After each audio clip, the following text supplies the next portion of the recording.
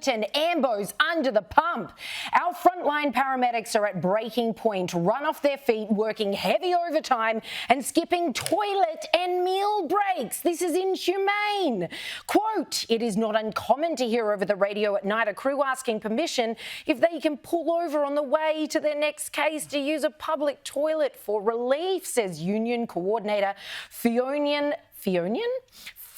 Scalon. I mean, this is just unbelievable when you think of the hierarchy of needs for human beings and the fact that government gets this massive wad of taxpayer money, but we are at the mercy of how they choose to distribute it.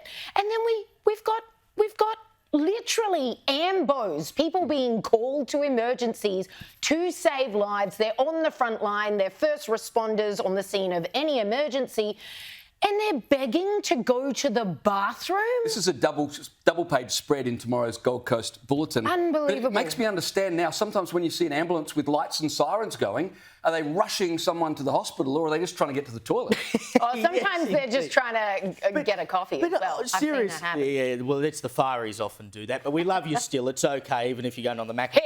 But honestly, how do we get to a situation where, and I know it's the federal government doing this, not the Queensland state government, but we can spend something like $364 million on a referendum that nobody asked for, right? Yep. But we can't afford to get enough ambos so that they can pull over and go to the toilet when they need to. Yeah. I mean, the provision of health is such a basic provision of any government in this country, state or federal. Mostly it comes down to the states.